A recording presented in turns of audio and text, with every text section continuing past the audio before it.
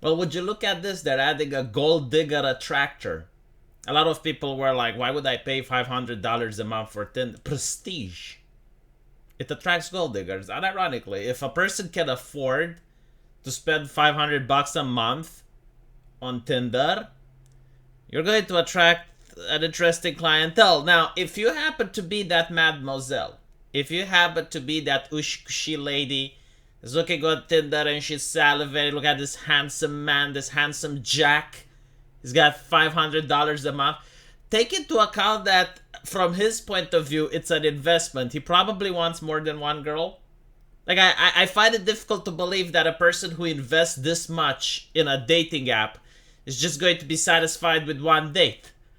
Take into account that there are certain women of low moral fiber that you can find, you know, ladies of the night, that are actually a lot cheaper than 500 bucks.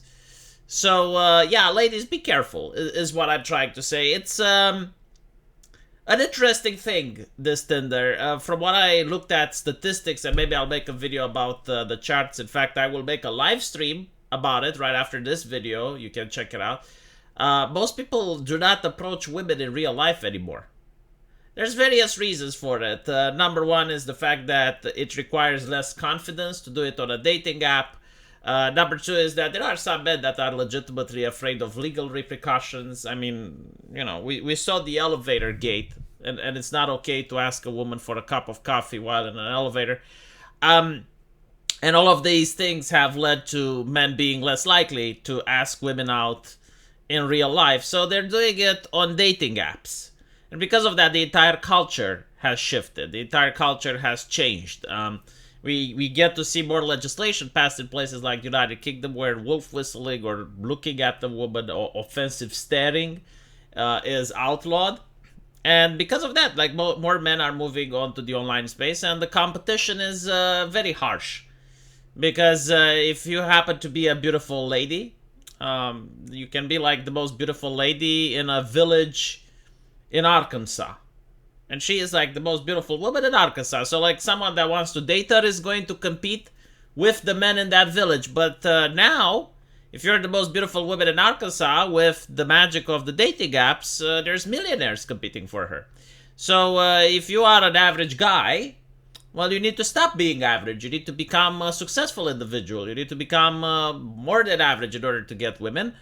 And the competition is very difficult. So I can definitely see men that are willing to pay $500 a month for a dating app subscription. With that out of the way, I do want to say that the dating app completely changes the relationship dynamic and the mindset. Because when I grew up and when I was a teenager, the way to date girls was very difficult. You had to either go clubbing, and you needed a lot of confidence and charisma in order to pull that off. You know, like you're in a club, there's loud music, you're supposed to interact with a stranger, and she's not alone, she's with the group, she's with the girls. So yeah, you needed a lot of confidence. Another way to do it was through friends. So basically you had a friend and you asked him, it's like, hey, do you happen to know anyone that's single? And he would ask around, maybe like they would find out, and then they would send you on a blind date. That's pretty much how it happened. Now, when you were in a relationship, you would treasure it. Like, it was something that you knew that if the relationship goes bad, you're going to end up being in the previous scenario where it's very difficult to find someone new.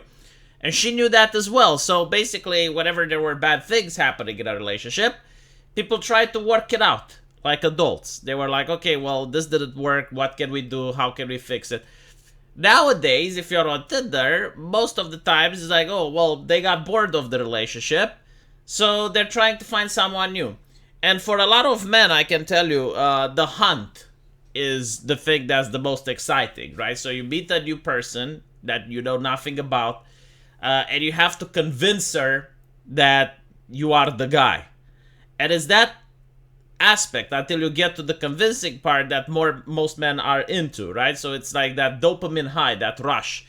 And once the man has sex with the woman, chances are he may lose any other interest, because it's like, okay, well, it's mission accomplished, right? Like, he finished the level. So then he goes back to Tinder and he looks for someone else. And this is why I'm saying that dating apps are not a good thing, neither for men nor for women. But you can't avoid them. Like, even if you don't use dating apps, other people do, and the culture has already changed with dating apps in mind. Like, people date online in first world countries, they don't date offline. So you need to take that into consideration. Now, this whole thing where Tinder is offering like $500 a month, yeah, I can definitely see like some people, like individuals like Andrew Tate and others that would pay for such a subscription. But if I was a woman, I would definitely avoid them for the reasons that I gave. Unless you're a woman and you genuinely want to just sleep around, like if that's your interest, if that is your business, then sure, But I don't know how many women like genuinely want that. If you're the type of person that wants to be wifed, then I would definitely avoid individuals that have the ability to spend $500 a month on Tinder. Because even if they're rich enough in order to afford it, again, take into account that you're going to be competing with hundreds, if not thousands of other women. And even if you manage to win and he gets to sleep with you, then he's going to be interested to do that again because like he invested $500 into this. So that is my take. But I don't know how many women will listen to this. If you're a man, it may actually be a good investment if you're interested in this type of thing. Like, but you're going to attract gold diggers. Like, you're not going to attract potential waifus. You're going to attract women that are more likely interested in money, right? So when you go on a date, make sure that you have the latest version of iPhone. Make sure that the screen doesn't have a single crack on it. Make sure that you're dressed with clothes that have brands on them, right? Because that's the target audience. Now, for the company, the reason they're doing this is apparently they're losing money, so they expect that around 10% of the users are going to benefit from this $500 a month subscription, and they expect that it's going to be enough to pay for the other users. So basically, if you're going on Tinder and you're using the free service, you have the people that are paying the $500 a month tier in order to support your free usage of the platform.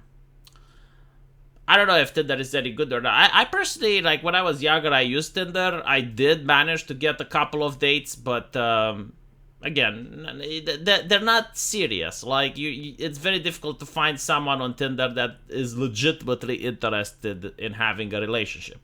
The whole platform dehumanizes people. It's like you're going to the supermarket and you're swiping at the vegetable store. No. But it is what it is. Let me know what you guys think, though. And as usual, I will see you in the comment section. Take care.